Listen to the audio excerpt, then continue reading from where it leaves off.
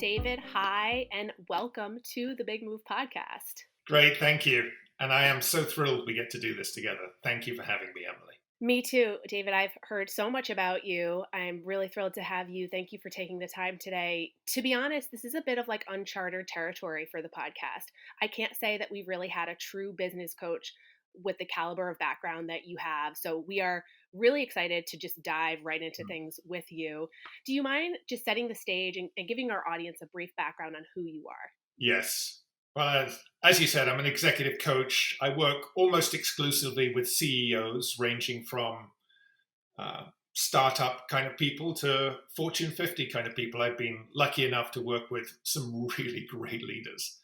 And it's been a real honor to do this work. And I think what I'm about is empowering people to discover their unique gifts and find the most conducive setting to express them. Awesome. Well, we can't wait to get really nitty gritty into that later. I think people are going to get really excited about this particular subject matter. I guess to back up on this podcast, I love to talk about our guests' big moves. So whether it's moving cities or countries, or launching the brand or the business, or making a big risk or decision in their careers, you've done all of the above.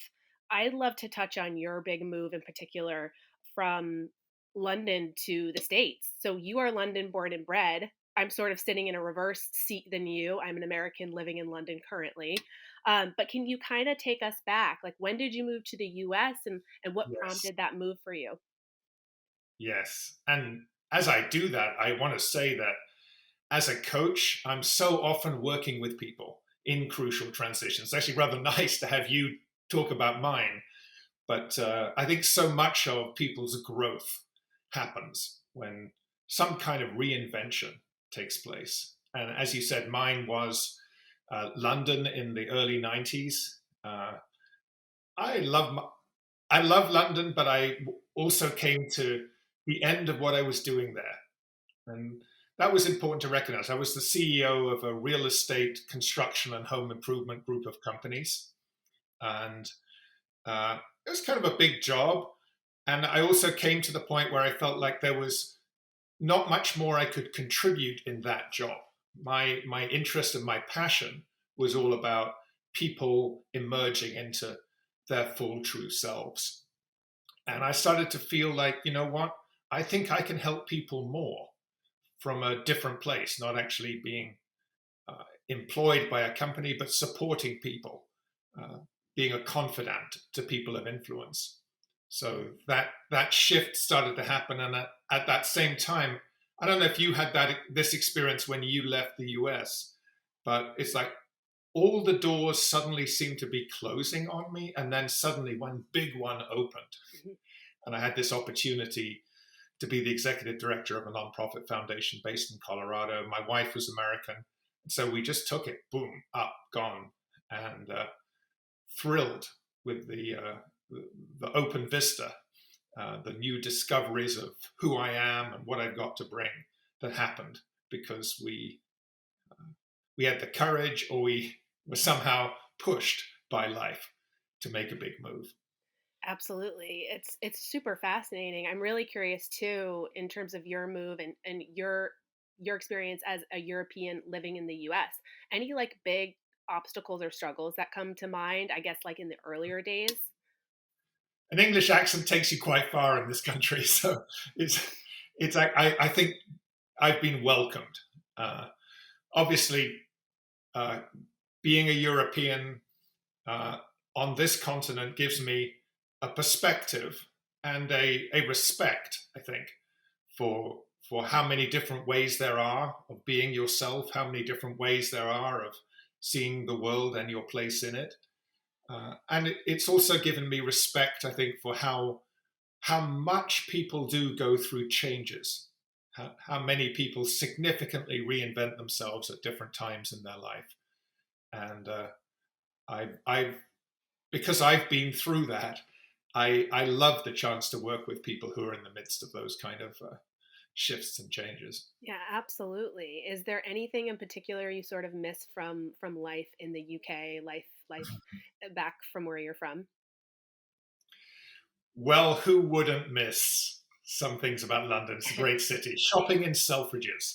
My mum used to take me when I was like 5, 6, 7 years old. We used to take the tube into the city and make an adventure of it. And the art, the history, the just the sheer beauty of the place. And oh my God, the Indian restaurants. Oh, they're so good, aren't they? Yes. What's your favorite But I one? do go on. What's your favorite one? Do you have one? I can't. The ones that I used to go to in London aren't there anymore, Okay, okay, fair. and actually they've got a lot more posh. Yeah. Fair enough. Fair enough. Well, Uh, yeah, not to make you all nostalgic, but yes, Selfridges shopping with your yes. mother. That sounds absolutely divine. And the city is it's a stunning, stunning cultural phenomenon. So, I want to share that when I went back to London, not not so long ago, and you may have had an experience like this too. Uh, but I remember something about where the hotel I was staying in reminded me of my old life there, and I had a dream of an alternative reality where I hadn't made the big move. And I was still in London and I was living this like successful life. And in a way, all the doubts that I had showed up in that dream. It was like things were just going great for me in that alternative London life. And then I woke up and I knew that the reality I was living in was so much better than the one I might have had if I hadn't done the big move. wow, that is like very inspiring. And thank you for sharing that. Yes, yeah, it was less. There was like less to show in a certain way, and in another way, so much more fulfillment to experience. So, David, your career track is incredibly impressive. You have done so much. I'd love to ask, like, where would you say your career ultimately started for you? Yeah. Well, I take it all the way back to my late teens, and I remember seeing my future through my dad's eyes. I saw the life that was expected of me. You may have had something like that too, and I just could not see myself in it. So I spent a few years searching. I went through alternative lifestyles, intentional communities, spiritual paths, uh, until a mentor helped me see that I didn't have to like rebel by living off the grid or by making myself look different. Uh, I didn't have to look different in order to make a difference. And that's when I realized that I could function in the business world. I knew I was trained. I knew I had the ability to do that, and I could still bring my unique gifts there. So that's where it started: empowering people to deliver, to discover deeper self awareness, and uh, and and that's how I, in a way, clarified my most valuable contribution and got out of the idea that I have to have it look a certain way, but just to be in the place where I am and empower people to grow. Wow. And so that leads me to like my next question of like how and when did you realize that coaching was really your sort of true passion and your calling? And it sounds like from a very early stage of life, you sort of like felt this pull, would you say? Yeah, and I think there was a moment when I think my first call was to leadership in some way, uh, to serve and help make the world a better place. Kind of typical sort of uh, a general view of what I wanted to do. And then I remember someone asked me this question: do you want to be a king or a kingmaker? And I suddenly realized that it's more powerful to support other people to bring their best stuff and have, so to speak, my finger in many pies, many great things happening in all sorts of places that I had helped contributed to, rather than just the one that I was helming.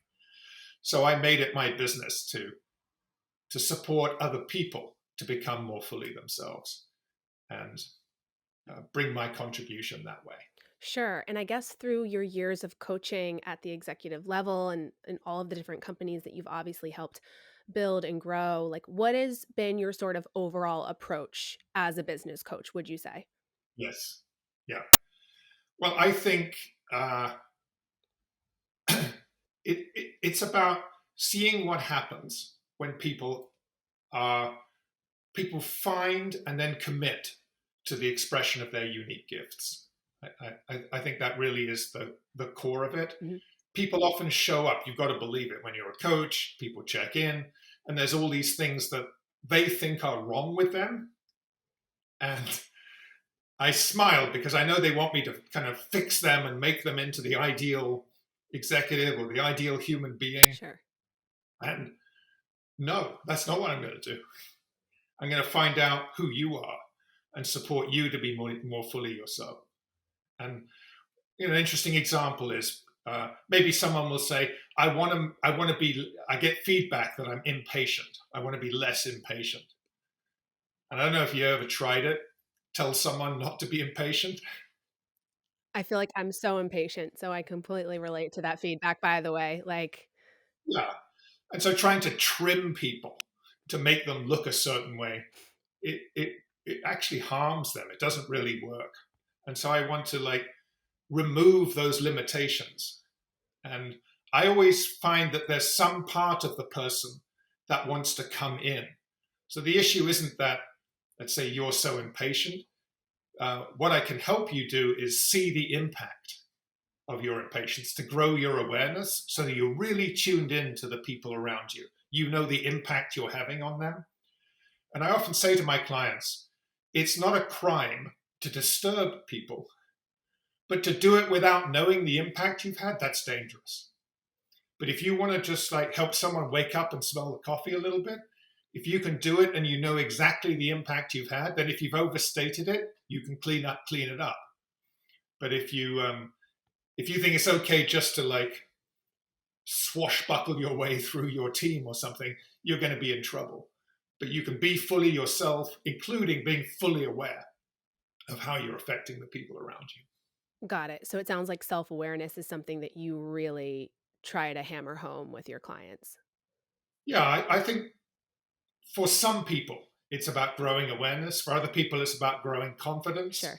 For other people, it's about growing empathy. For other people, it's about whatever it is for them. Sure, sure.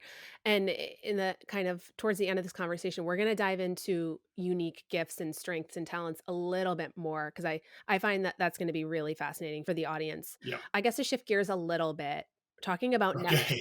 talking about networking. I think that's come up in looking at your story and looking at sort of everything that you're doing with Numina and everything you've done in your career so far. What has sort of been your experience with networking? Why are you passionate about it? Has it really helped your career in so many ways? Well, I very rarely find a client comes to me through any kind of advertising or something. Uh, and maybe I've just been lucky, but I think when people get to know who you are and what you can do, then they can tell other people what that is. It's I think you know what it is, and you said this to me earlier as well. It's kind of hard to tell somebody that I can open a new door in their lives. It's much easier for somebody who's had that door open for them, go to their friends and say, "This has made a big difference to me." You need to find a way to grow that part of yourself one way or another. For me, it was connection with David Lesser or connection with a product like our at-home transformation retreat that did it. So networking enables me to showcase what I'm doing in a way that would be impossible any other way. Other people who've had benefit telling their friends about it, there's nothing better than that. Yeah, absolutely. And so I guess another thing I wanted to talk on with you and something that's come up is shadow work. So can you talk to Yes. us a little bit? I personally don't know what that means. So Yes. when it comes to your line of work, what is shadow work and why is this pertinent to everything that you do as a coach? Right. Well, shadow work's a set of cathartic tools that helps people integrate parts of who we are that for one reason or another we push away. So for everyone, there's some part of you, maybe your confidence, maybe your genius, your empathy, your power to get stuff done.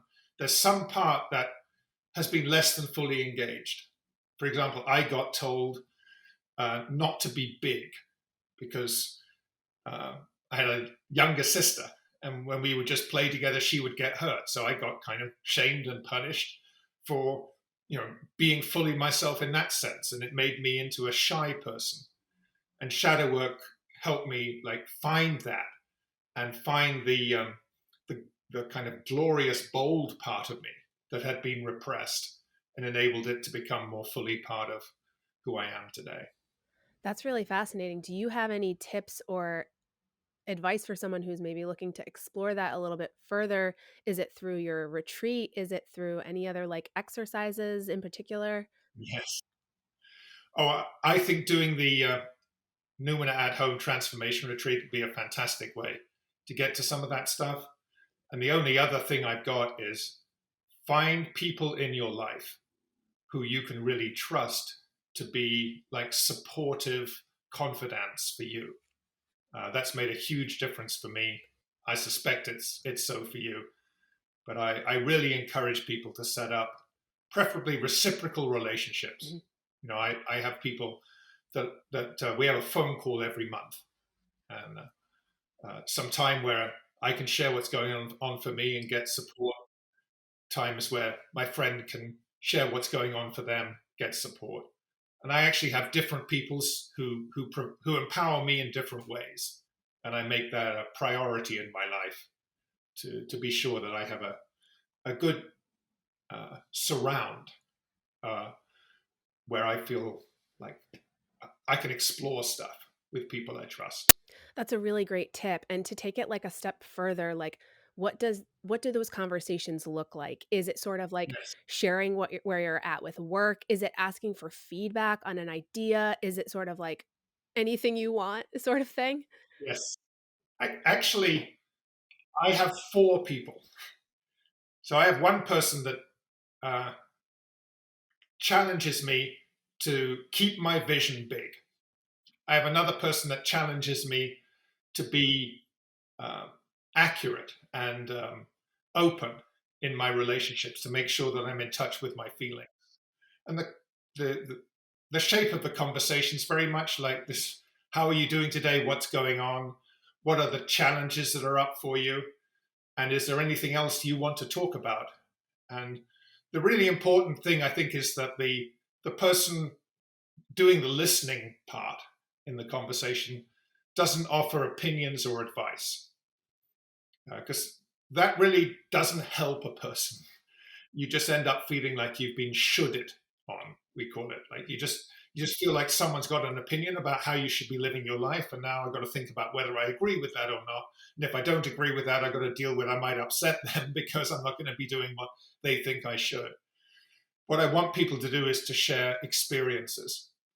So we're with all these regular support calls that I have in my life, the people are very clear. They might say, "Oh, what you're saying reminds me of a time when I had this experience." Now that's helpful. I might learn from their experience. I might even take something different from their experience than they took from it. So I think the skill of listening without fixing is the real key to make those conversations work. Okay, absolutely. That makes so much sense. And I guess to dive into Numina a little bit more, when did the idea for Numina come about? What is it? What's it all about? Tell us everything. Yes. So the Numina at Home Transformation Retreat started out because whenever I have clients that came to me for coaching, we always started with a 1 or 2 day retreat. And it would be my wife and I working together, typically with one executive, and a deep dive to start our work together.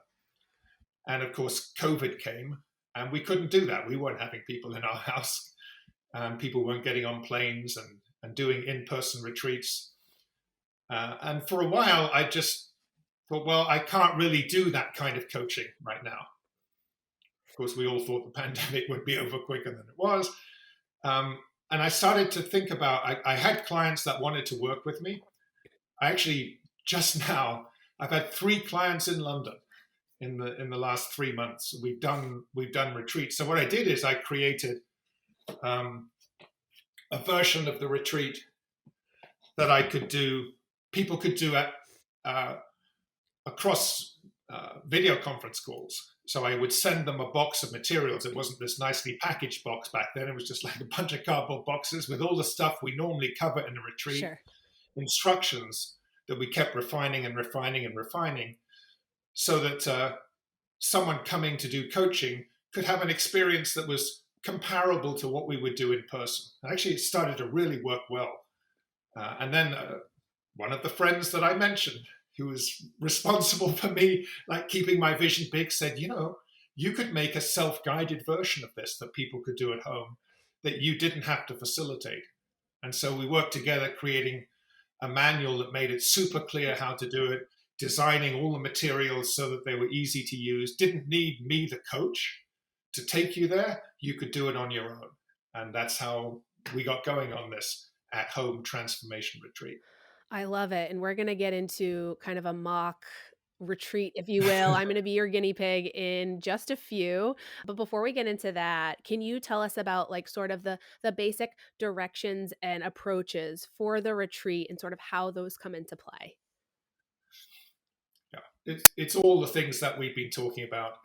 It's about getting in touch with who you are, what you're really about essentially, the things that hold you back, and uh, ways that you can encourage yourself to, to get a new perspective, to commit to next steps that make a change, to either live the life you have from a different place or make a change that you've been longing to make for a long, long time. I think you know that I think over 50% of the people who have been resigning from jobs just recently. I read this in a study that was done 2 weeks ago. Uh, Over 50% of employees who left their jobs during 2021 said they took the chance to switch careers, not just jobs, to find something that promised to be more satisfying in the long run. And Wow. that's really what we're helping you. You've got to kind of peel back into yourself to see what it is that satisfies you, and then see what it is that's maybe the risks, dangers, or threats that have held you back from going for that in your life, and then make a clear choice and commit to following through on it. Yeah. It's such a fascinating statistic. I'm really curious, like, what do you think really prompted people to finally take that leap? I mean, that's a big stat. You know, that's 50%. Yes. Obviously, it's over the pandemic period. The world was going awry. What do you think like really prompted people to do that? Were they fed up? Were they ready to make a change in general? One of the things that happened in the pandemic, I think, is that big moves didn't look quite as big. You know, I'd just been through a big move. I thought I had to work in the office 5 days a Right. week, you know, whatever it was. And suddenly, boom, wow, my life is different.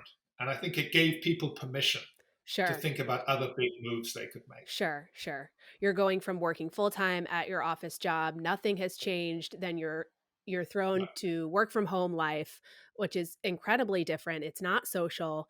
So yeah, it's right, it's change and then I guess it inferred more change. It's really, really interesting. yeah. The list of reasons I can't make a change. I'm too busy. Money won't work. This is the only thing I really know how to do. People started to question those assumptions. Sure, sure. That makes sense. And so going back to the at-home retreat, to sort of set the groundwork for people, what can anybody expect? Feelings going in, kind of feelings going out after doing the retreat, like what are the sort of expectations there? Yeah. Well, we've been in touch with people who've done it, of course, and people report significant shifts. So often it's like seeing possibilities that you'd never allowed yourself to consider. And usually there's some growth in maybe confidence, or people feel empowered to take an important step, committed to a new direction, or gaining a skill to navigate a difficult challenge. So all of those things, in a way, I think it gives you the tools to make a big move. Sure. Makes so much sense. Okay, well, Yeah. here we are. We're going to go into section we're gonna do section maybe 1, 2, and 3 of your retreat. I'm gonna be your guinea pig. I've already done the retreat at home. I had a great experience with it. I came out of it feeling really positive, and honestly, the word I would use is, like, hopeful. All the Yes. exercises were, again, like, I feel like they were uplifting, you know what I mean? Like, I of course, I think difficult things come up, but it does make you feel empowered, and so I just wanna say, like, I had a great experience going through it. I'm a little I'm so nervous. happy. I'm a little nervous for your questions now to sort of break it down with me, but let's just get into it. Well, you sent me a photo, Emily, of the collage of your life vision.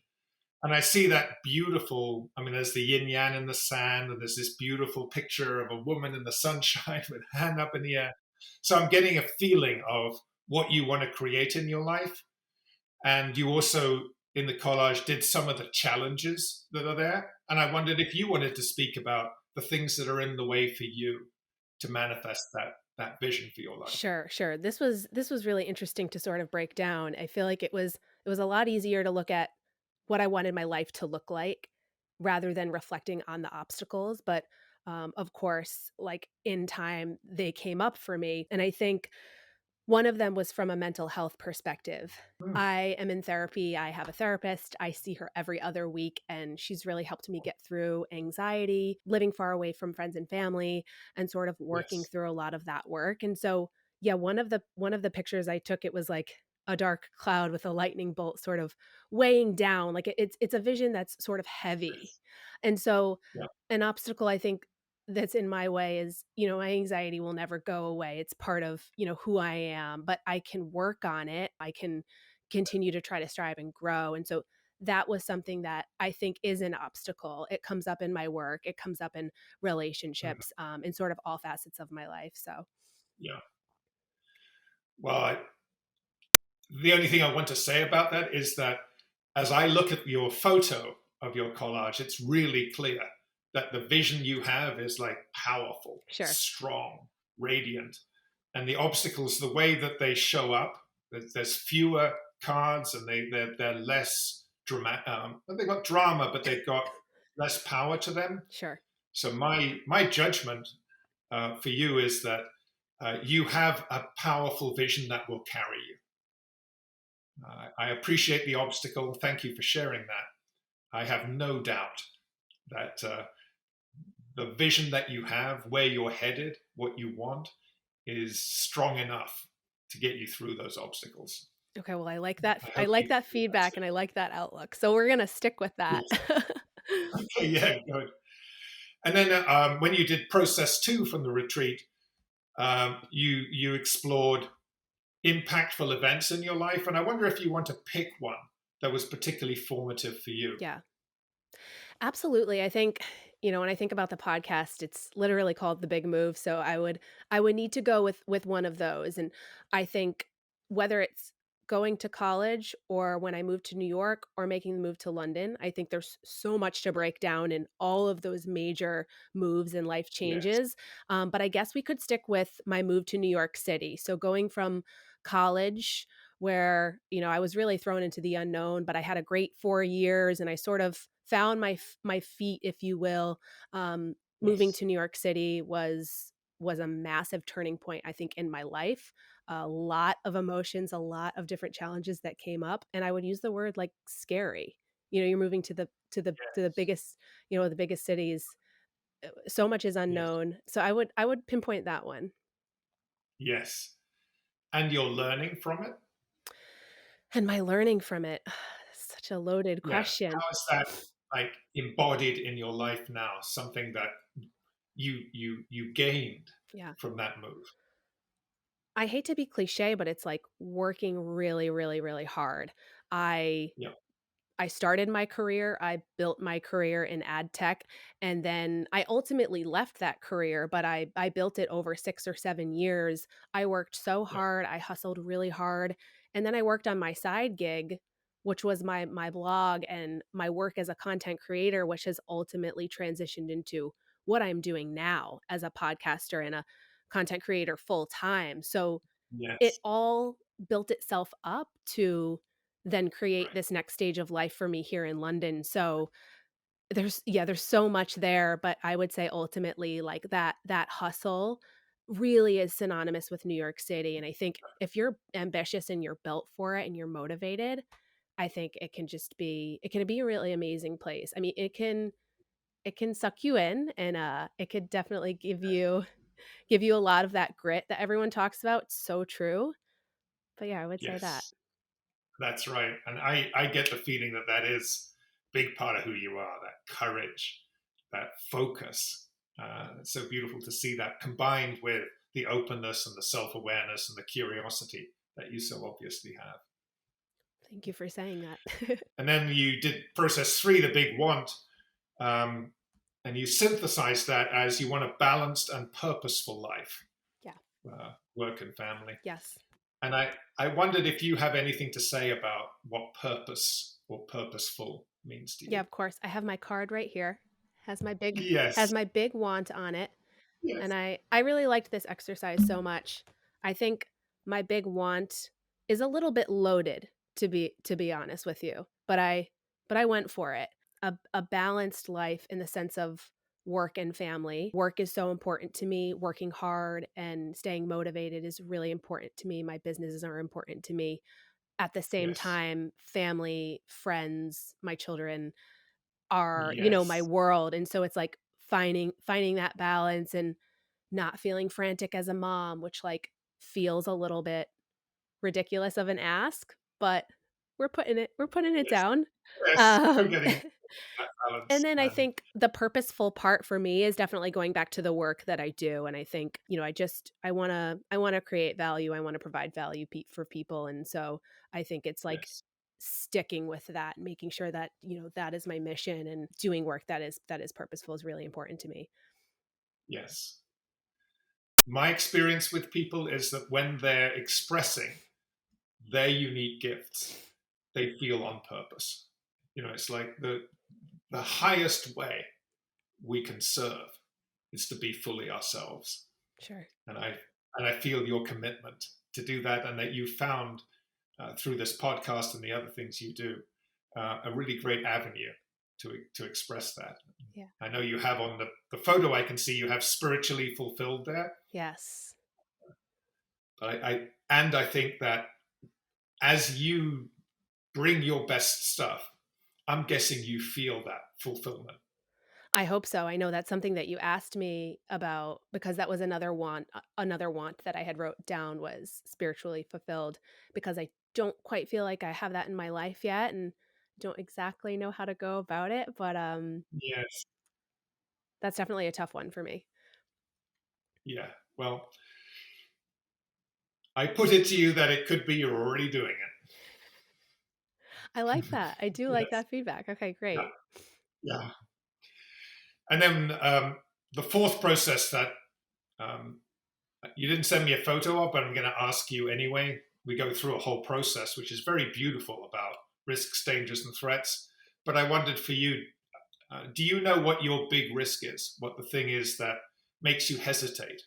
Okay, so my big risk, I think I'd have to take it back to vulnerability and being open about Mm-hmm. emotions and Mm-hmm. feelings and being open in the work that I do and the content that I share and taking it almost another layer is really scary for me. I think being Mm-hmm. vulnerable in general is scary to me, and that is something that I've always struggled with. And yeah, I would Yeah. call it a risk because it's a bit of like a question mark. It's like, okay, well, if I reveal too much, then, you know, what is someone going to say or what are they going to think? What are people going to think of me, right? So I think it would come back to that. Yes. Certainly one I share. I think many people would share that with you as well.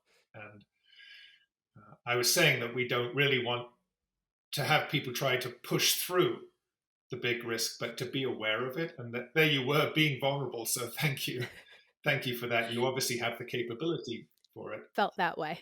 That felt like being Yes. vulnerable, so thank you for pushing me. Yes. Exactly. Exactly.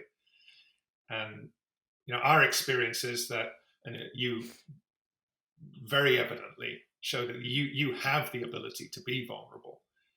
And it's actually not because you can't be vulnerable that you've protected it, it's because you can be vulnerable.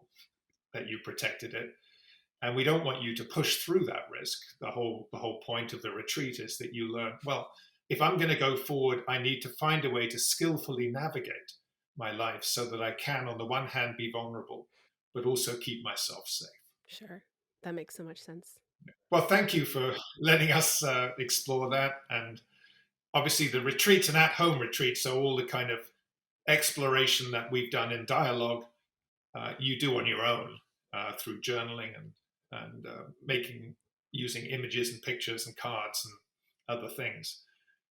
But I really appreciate the chance to do it in a conversation with you, so we can show people where you can go with this. Yeah, absolutely. Thank you. And we will share at the end of this episode where everybody can find the at home retreat. So just bear with us. We have a few more questions for you, David. So Okay. I'm really, really curious. I know that you're really big on helping people find their unique gifts, their strengths, and their talents, as you've mentioned earlier in the conversation. I'm really curious, like, what is your approach here? And what is your recommendation for people to really tune into that? Yeah. Best thing I've got, ask people who know you well. Find 4 people who are willing to give you some feedback about what your unique gifts might be, and hear how you look from other people.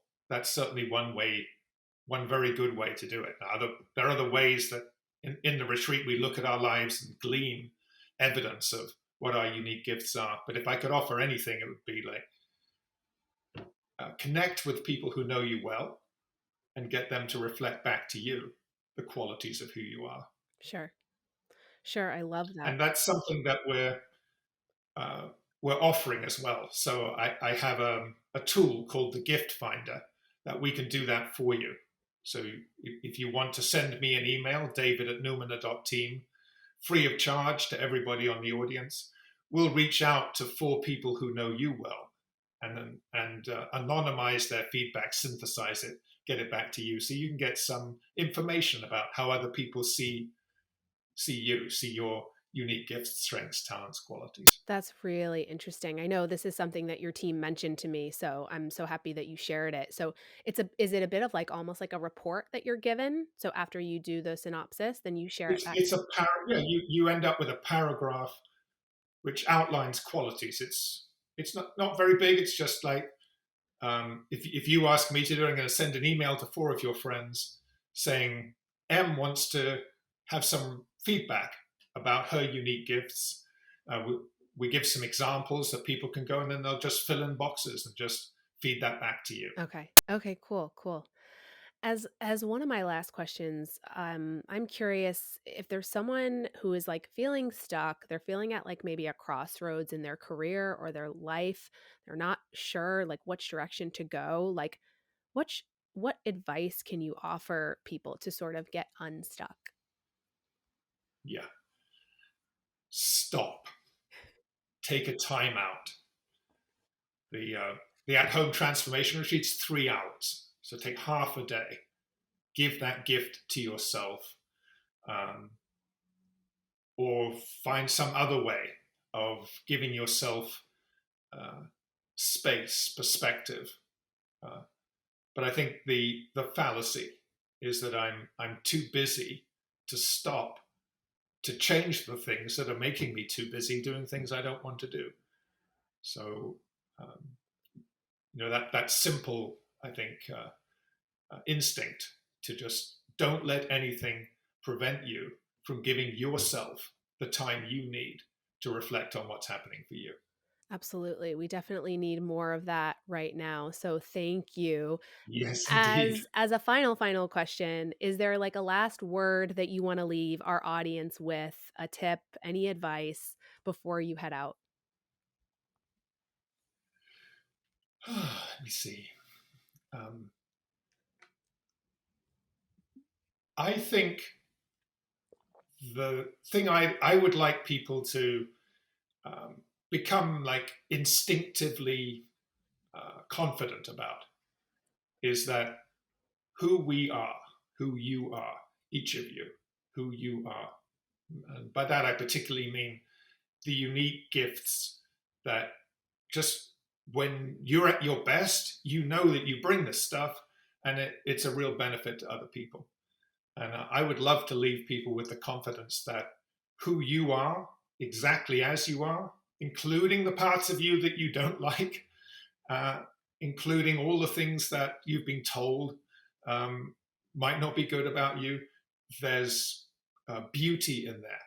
And you just have to find out how to bring more and more of yourself.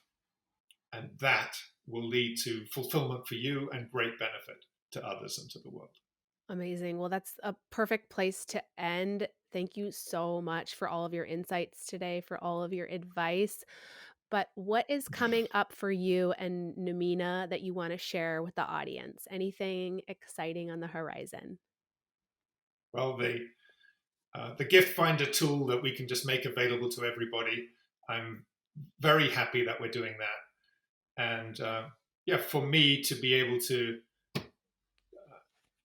encourage people to find a deeper part of themselves and to make moves in their life that are really going to be conducive to a greater experience of fulfillment and more of who they are coming through. Things like the at-home transformation retreat.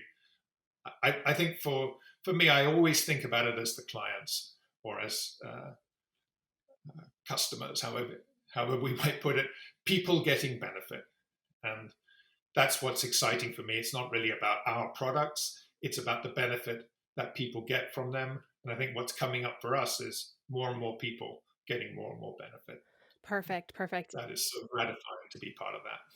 Absolutely. And where can everybody find Numina and connect with you and all of that jazz? Okay. So the at home transformation retreat is on Amazon, including Amazon UK.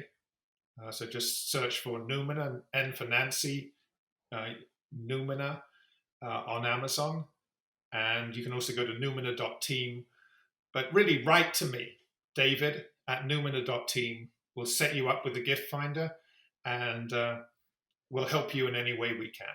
So just really happy to be able to have something that I can make available to people that I know will really help them. Perfect. Thank you so much for sharing all of this today, David. We loved having you. So thank you again for your time.